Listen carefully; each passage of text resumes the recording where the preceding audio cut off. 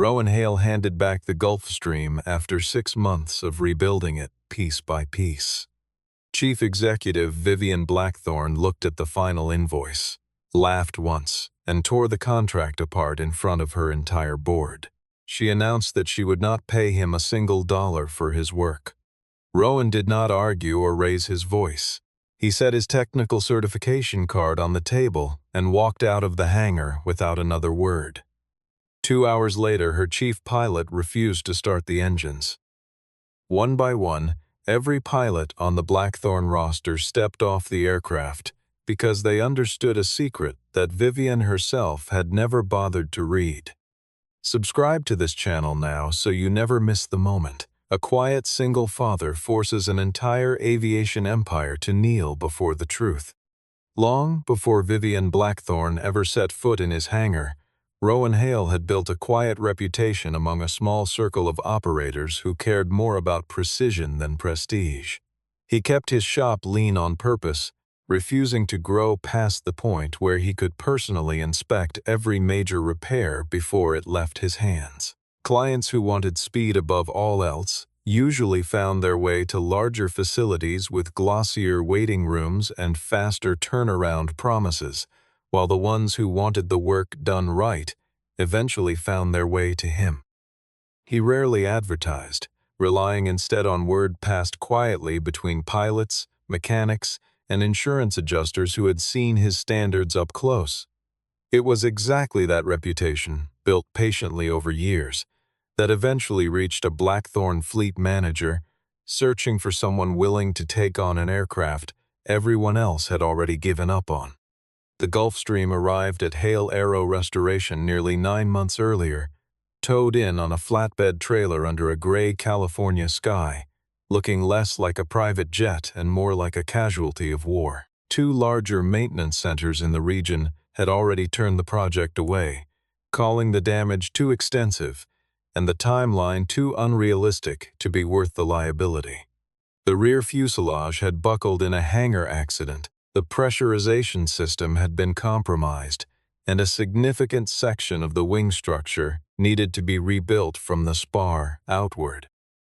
Most shops would have simply stripped the airframe for parts and called it a total loss, but Rowan Hale looked at the twisted metal and saw something worth saving.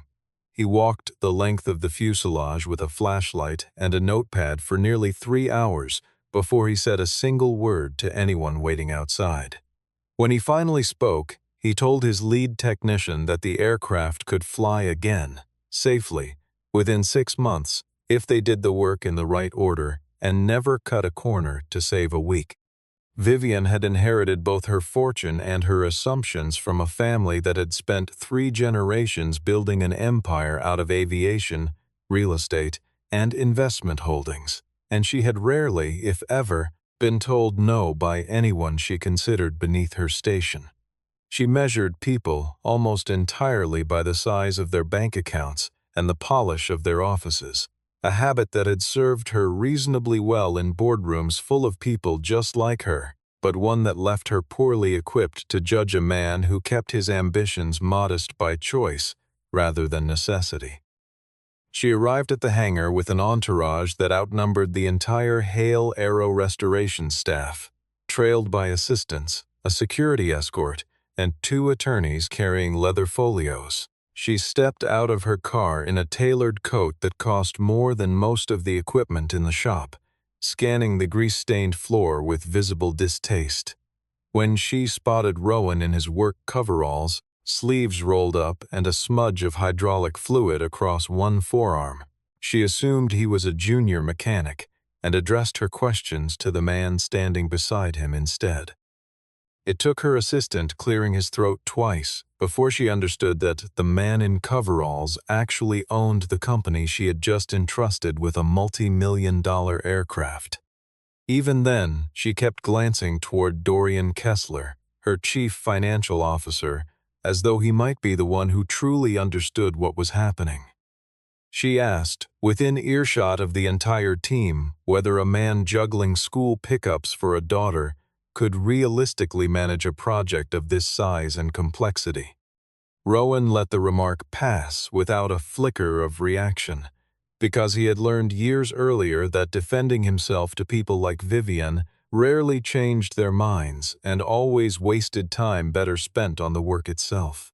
He simply asked that any changes she wanted, made to the original repair plan, be submitted in writing so there would be no confusion later about what had been requested and what had been delivered. Vivian waved a hand as if the request were beneath her attention and told Dorian to handle the paperwork however he saw fit. Before she left the hangar that first afternoon, she murmured something to Dorian just loud enough for Rowan to catch, a promise that by the time the aircraft was finished, they would find a way to cut his final payment down by half. Dorian chuckled and reminded her that a single father running a boutique repair shop out of a rented hangar had neither the money nor the appetite to fight a company the size of Blackthorn Global Aviation. Neither of them noticed that Rowan had already begun keeping copies of every email, every voicemail, and every photograph documenting the condition of the aircraft the day it arrived. That instinct proved useful within the first week, when Rowan discovered that the damage did not entirely match the insurance report Blackthorn had submitted. A section of the pressurization system showed signs of prior tampering, wiring that had clearly been rerouted before the hangar accident that supposedly caused all the harm in the first place. When Rowan raised the discrepancy, Dorian pulled him aside and asked, almost casually, whether the detail really needed to appear in the official repair log, since it might complicate the insurance claim Blackthorn had already filed. Rowan told him plainly that anything affecting the safety history of the aircraft would go in the record whether it was convenient or not, and that he would not falsify documentation for any client, regardless of how large their name was. Dorian did not push further that day, but the exchange lodged itself in Rowan's memory the way a hairline crack lodges itself in a wing spar, small and easy to ignore until the day it is not.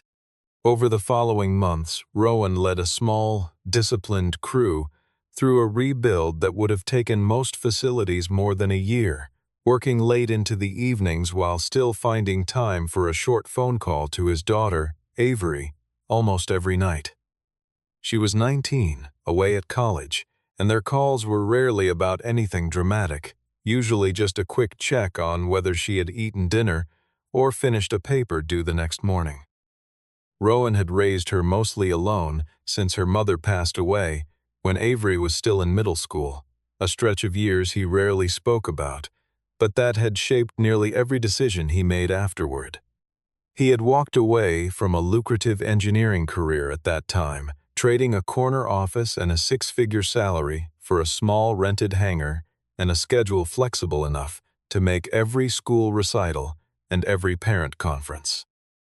Avery never remembered a version of her father who chased titles or bonuses, only a version who came home every night, smelling faintly of jet fuel, and always asked about her day before mentioning anything about his own.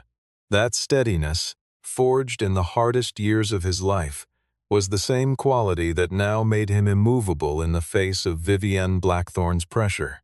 Vivian, meanwhile, treated the project less like a repair and more like a personal renovation, sending a steady stream of new requests through Dorian's office.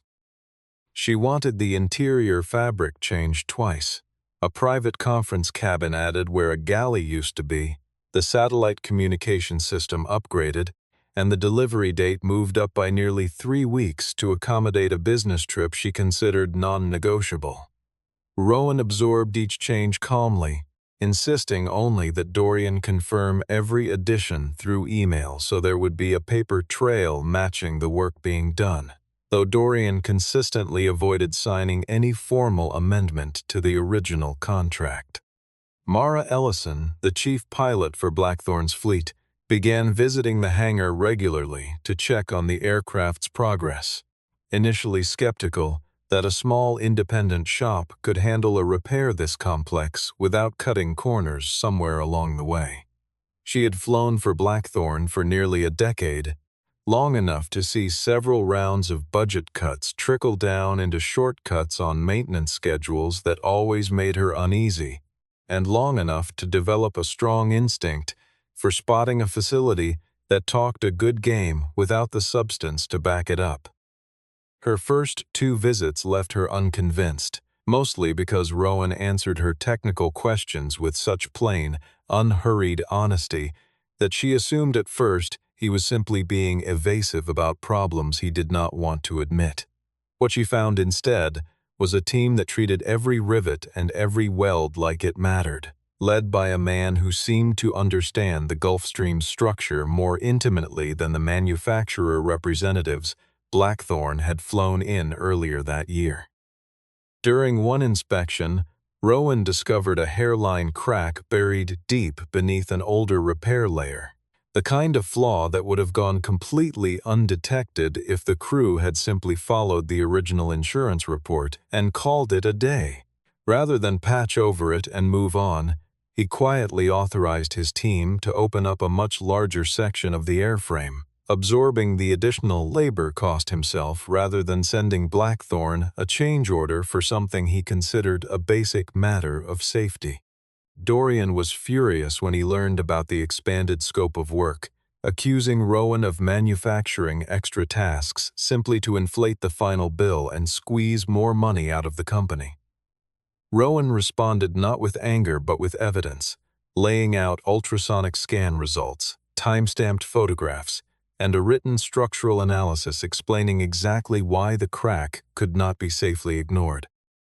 Dorian could not dispute the data, but he pressed Rowan anyway to be, in his words, more flexible about the invoice, reminding him that Blackthorne's continued business could shape the future of his small shop for years to come. Rowan told him, in the same even tone he used for nearly everything, that the aircraft did not care how wealthy its owner happened to be, because metal only understood whether it was safe or whether it was not. It was around this time that Mara noticed Rowan's signature on an older set of structural repair drawings pinned to the wall of his office, drawings that predated Hale Aero restoration entirely and traced back to a major aircraft manufacturer's engineering division. She began to suspect that Vivian Blackthorne had not simply hired a mechanic with a small shop, but had unknowingly hired one of the very engineers who helped design the repair standards the entire industry now relied on. After 6 months of relentless work, the Gulfstream rolled out of the hangar looking nearly indistinguishable from the day it first left the factory floor. Its fuselage polished, its cabin rebuilt, every ground test passed without a single flag. Vivian treated the handover like an internal press event, inviting board members, business partners, and the full flight crew to witness the aircraft's return in person.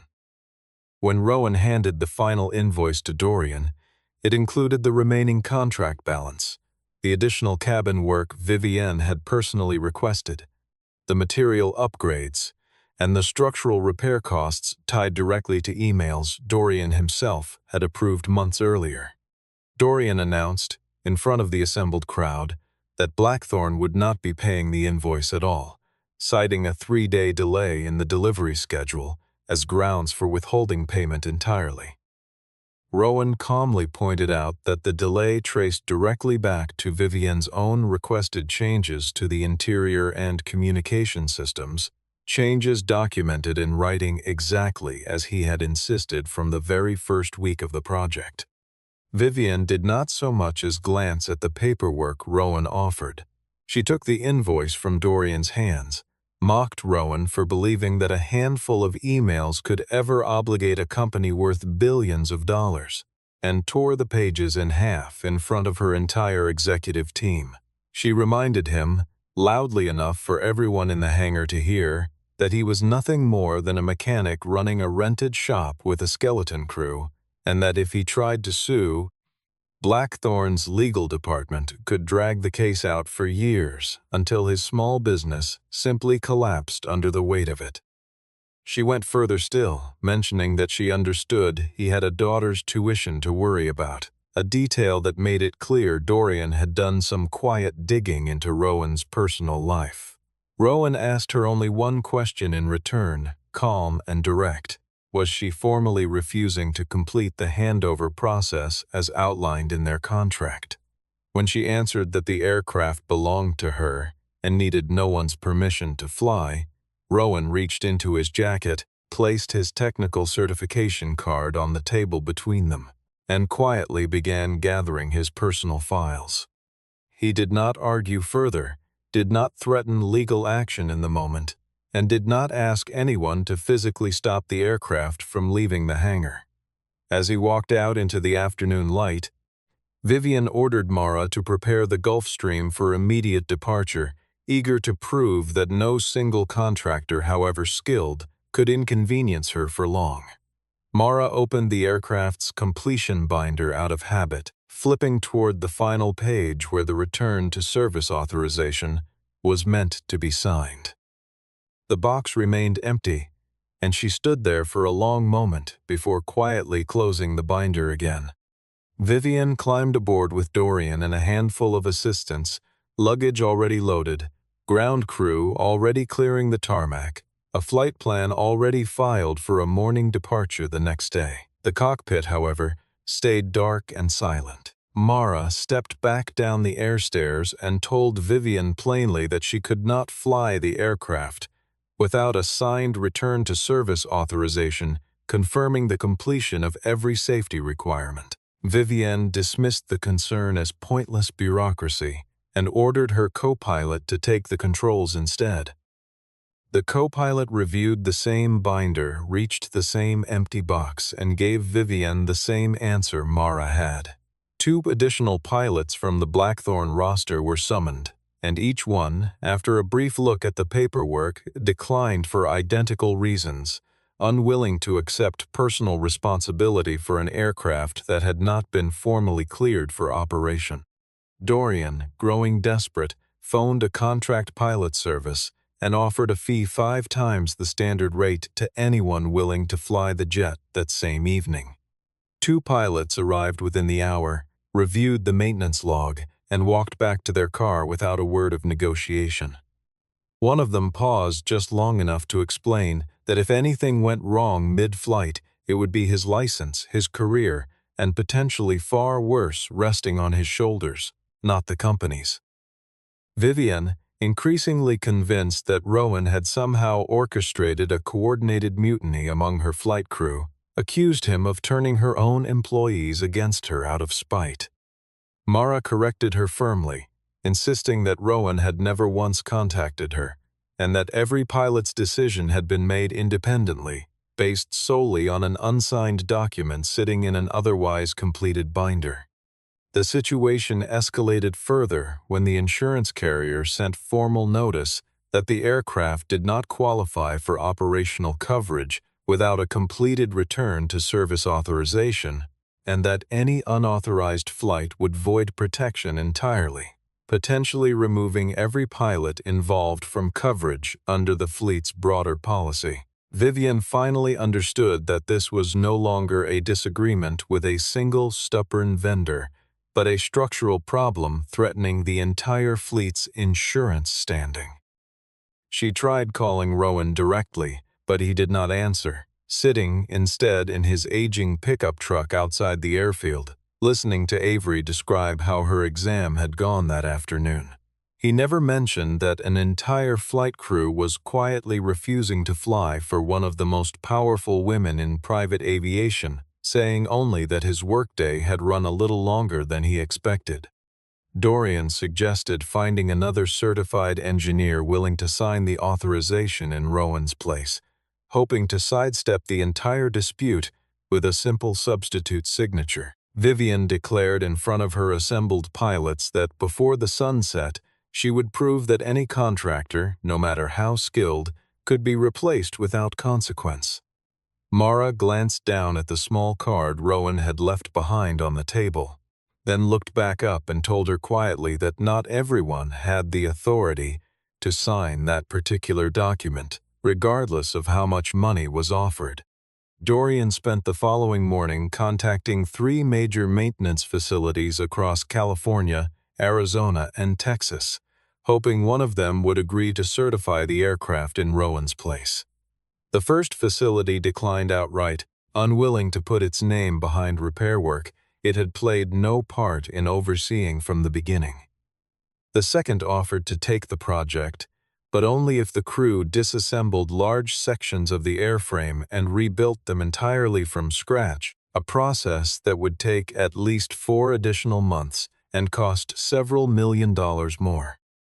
The third facility initially expressed interest until its lead engineer discovered that the repair method used throughout the aircraft belonged to a proprietary structural process developed specifically by Rowan Hale, at which point the facility withdrew from consideration almost immediately.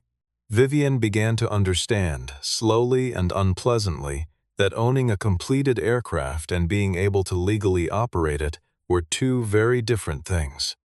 Frustrated by the lack of options, Dorian brought in Everett Sloan, an attorney who specialized in corporate crisis response, hoping legal pressure could accomplish what money alone had failed to achieve. Together they drafted a letter demanding that Rowan sign the completion documents within 2 hours, accusing him of unlawfully holding the aircraft hostage and threatening a lawsuit over damages tied to a stalled business deal. The letter further warned that Blackthorn would inform the entire industry that Hale Aero Restoration could not be trusted to complete a contract professionally.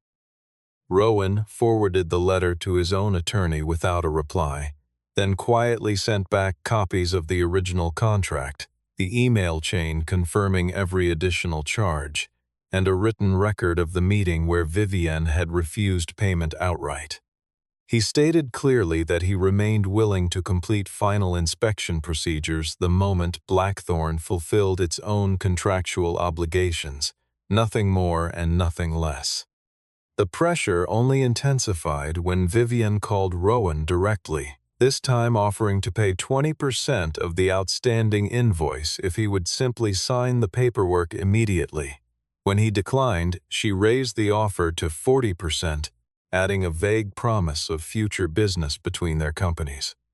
Rowan declined again, his voice steady, until Vivian shifted tactics entirely and suggested that Avery might find it difficult to secure internship placements at any aviation company connected to Blackthorn's extensive business network. For the first time in the entire ordeal, Rowan's tone changed, though he still did not raise his voice. He told Vivian plainly that she was not to mention his daughter again under any circumstances, and that from that point forward every further communication between them would occur strictly in writing. Support for Rowan arrived from an unexpected direction the following day, when Mara circulated a short written statement among the flight crew explaining their position. The document confirmed that no pilot had been pressured or instructed by Rowan to refuse any flight, and that each decision had been made independently, based on professional judgment and a shared commitment to safety. It stated that the crew would resume operating the aircraft only once the legal and technical process had been properly completed, without exception. All 14 pilots on Blackthorn's active roster signed their names to the statement, a level of unified resistance Vivian had never once encountered in her years running the company. That same afternoon, an outside engineer Dorian had quietly consulted called Vivian with troubling news that went beyond the missing signature or the withheld payment. Without the original structural dataset and Rowan's formal confirmation of the aircraft's new operating limitations, the Gulfstream would not simply sit grounded for a few extra days.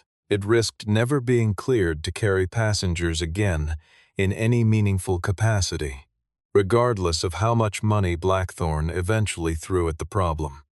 Forced to confront the scale of what had actually happened, Vivian demanded that Dorian walk her through the entire contract in detail, something she admitted, reluctantly, that she had never bothered to read closely herself.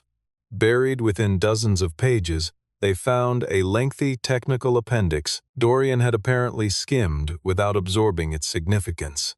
The repair method Rowan had used was not a standard, off-the-shelf procedure available from any qualified shop.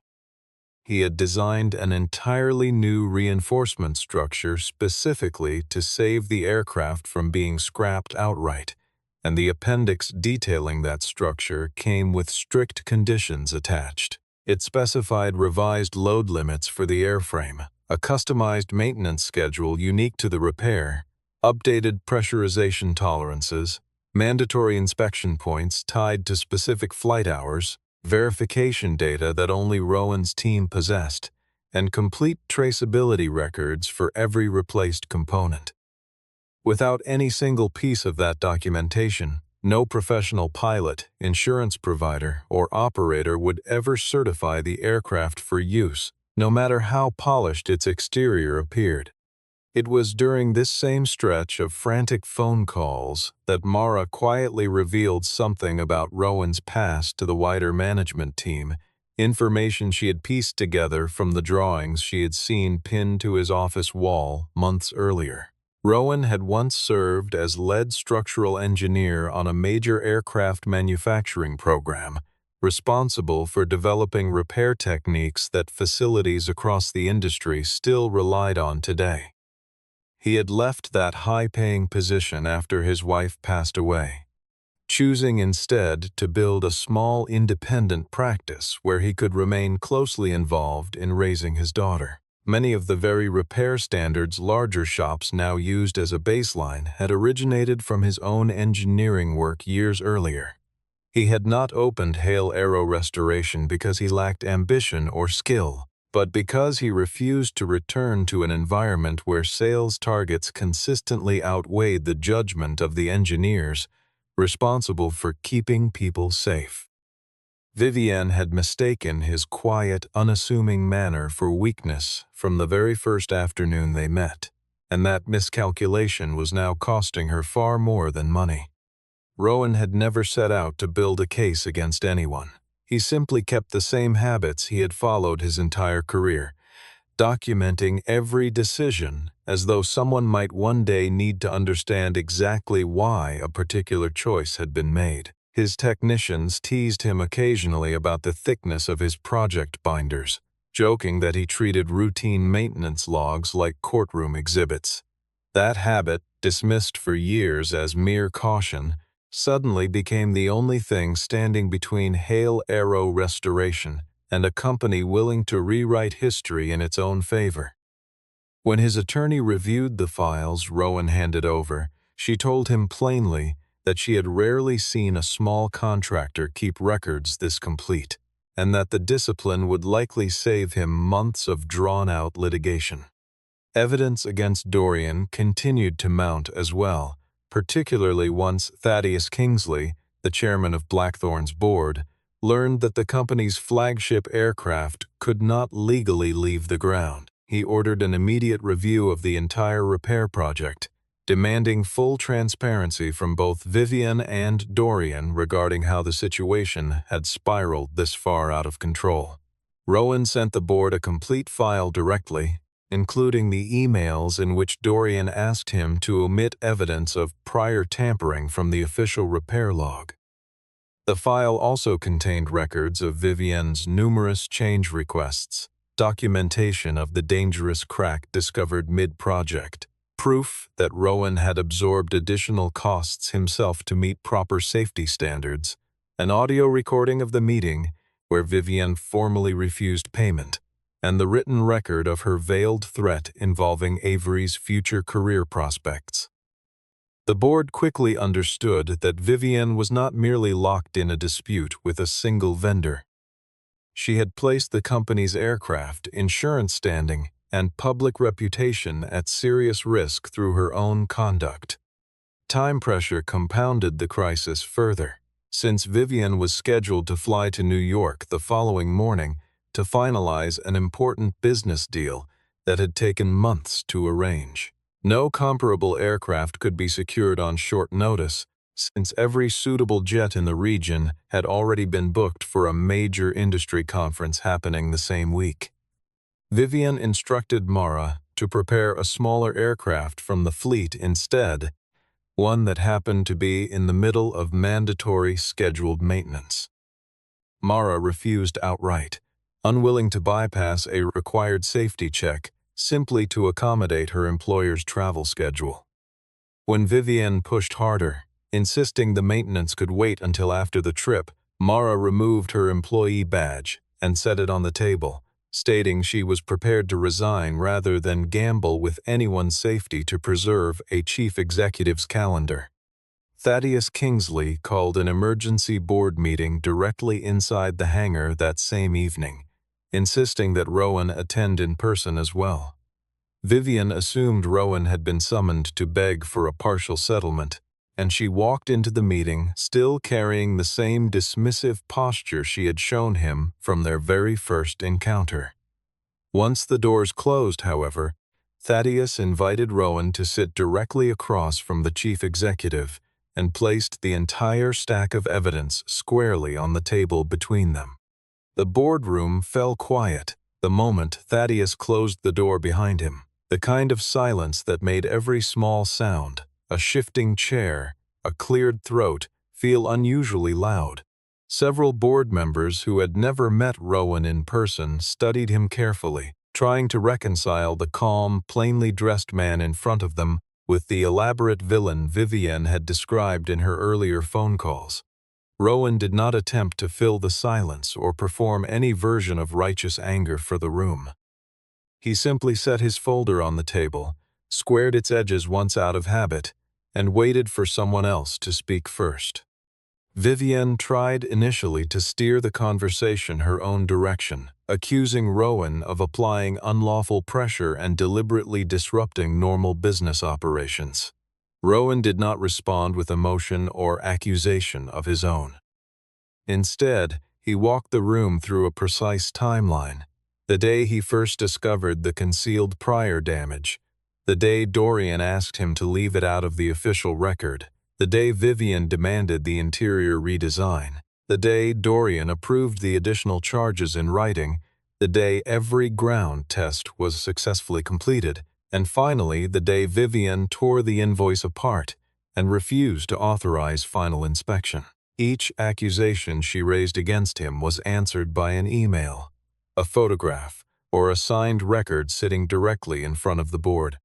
Thaddeus asked Rowan what would happen if he, as chairman, simply signed the return to service authorization himself at that very moment. Rowan told him plainly that he did not hold the authority to do so, regardless of his position within the company. Vivian offered Rowan a personal check on the spot, hoping to end the entire matter immediately and privately.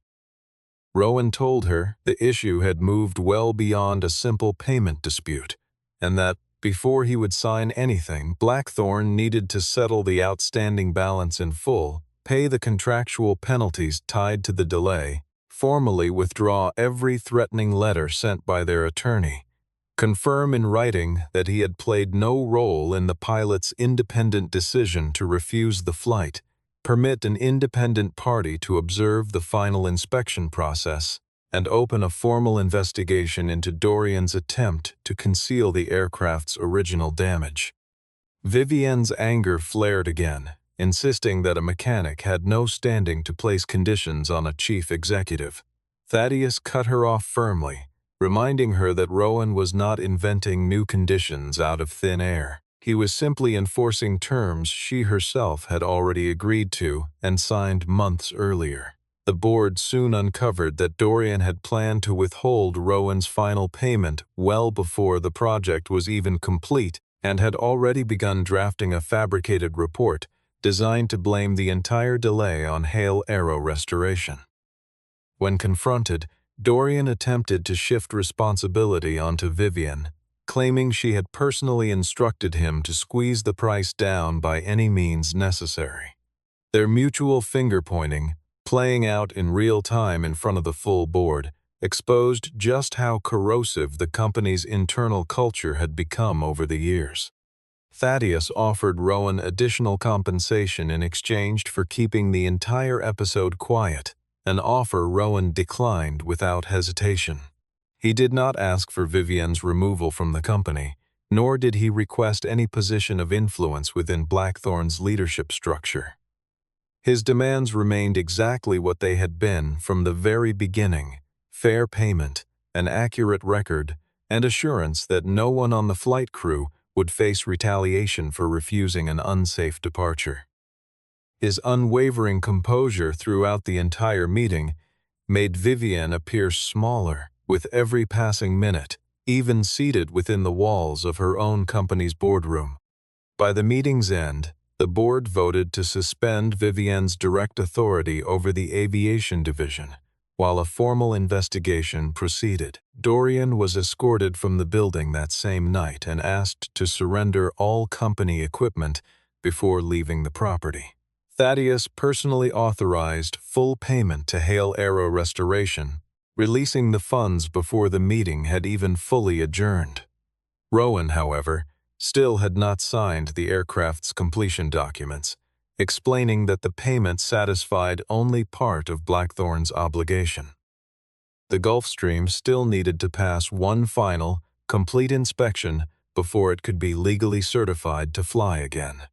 The following morning, Rowan returned to the hangar, accompanied by his technical crew and an independent inspector brought in specifically to observe the process. He had no interest in dragging the inspection out longer than necessary, simply to humiliate Vivienne further, so he moved through each required step exactly as the protocol demanded, reviewing every maintenance log in sequence, cross-checking component serial numbers against the original repair records, testing cabin pressurization under controlled conditions, verifying flight control response, running the engines through a full diagnostic sequence, confirming vibration data against expected tolerances, and re-examining the section where the hidden crack had once threatened the entire airframe.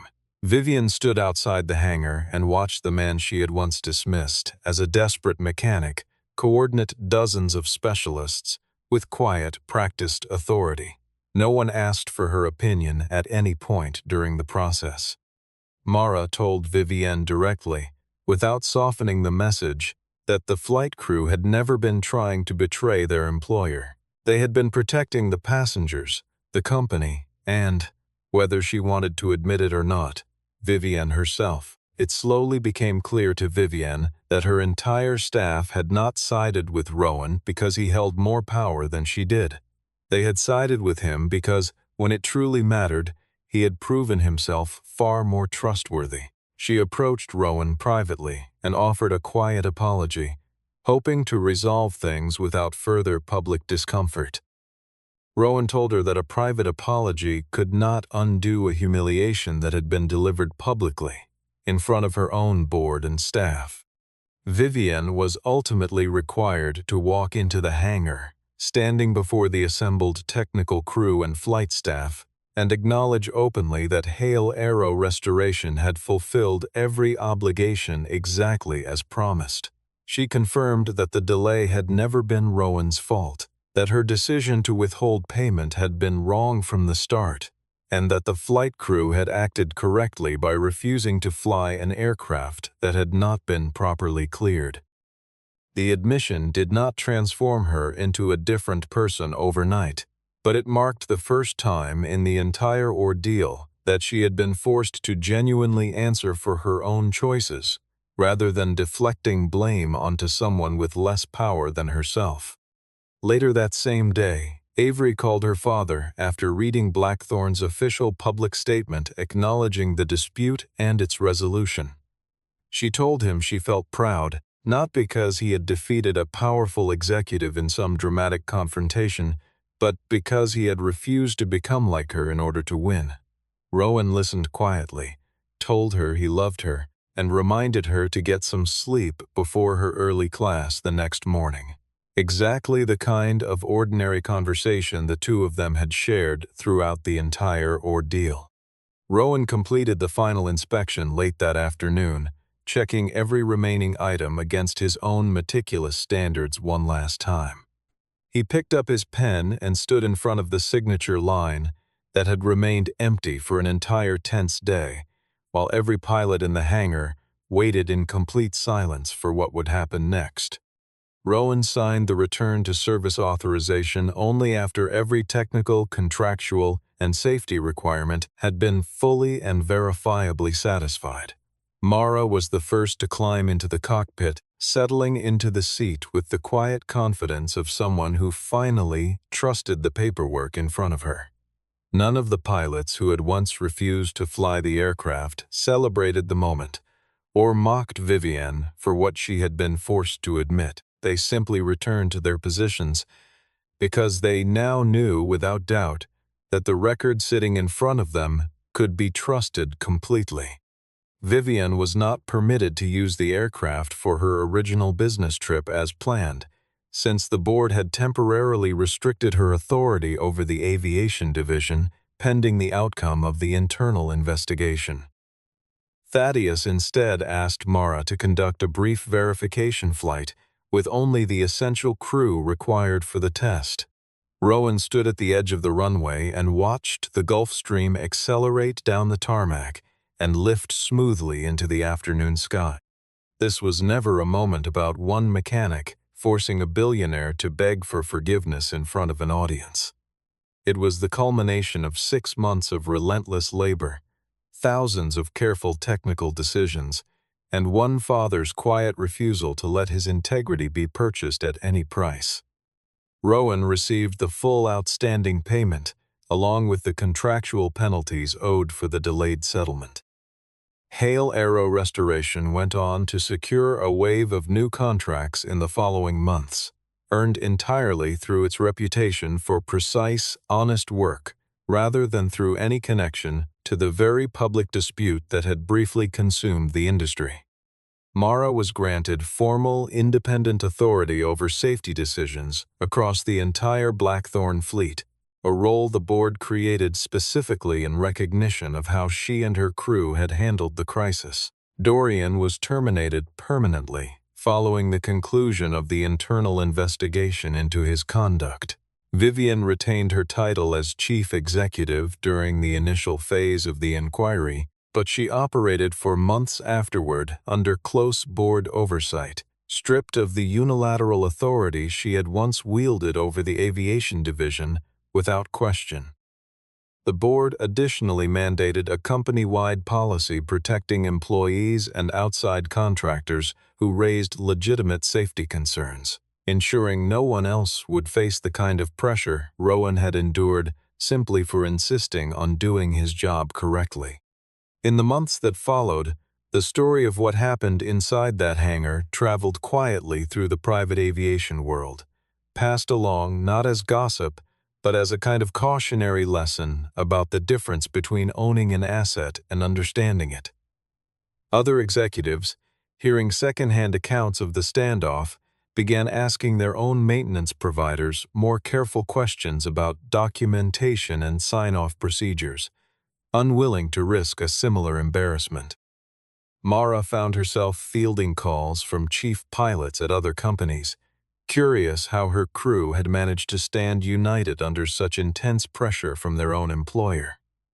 She always gave the same answer, that it had never felt like a difficult decision at all, only the obvious one, once the paperwork made the risk impossible to ignore. Rowan, for his part, never gave interviews about the dispute and declined every request to speak publicly about Vivienne or Dorian, preferring instead to let the finished aircraft and its clean safety record speak for themselves. Avery later admitted that some of her classmates recognized her father's name from articles about the standoff, and that she found herself oddly proud, explaining that he had simply refused to sign something he could not stand behind. Several weeks later, Rowan returned to his hangar early one morning before the rest of his crew arrived for the day. On his desk sat a photograph of the Gulfstream cutting cleanly across the California sky, along with a handwritten letter of thanks signed by every member of the flight crew who had stood beside him throughout the ordeal. He did not frame the settlement check, and he did not print out any of the news coverage that had briefly surrounded Blackthorn's very public dispute. Instead, Rowan hung a copy of the completed inspection record, bearing his own final signature on the wall above his workbench, where he could see it every morning before the first tools came out, a small daily reminder of exactly what the previous 9 months had cost him, and confirmed about the kind of work he was willing to put his name behind. Beneath it, in his own plain handwriting, he had added a single line that summed up everything the past 9 months had cost him and everything they had ultimately proven true. An aircraft should only ever leave the ground once the person responsible for it can sign their name without having to lower their head.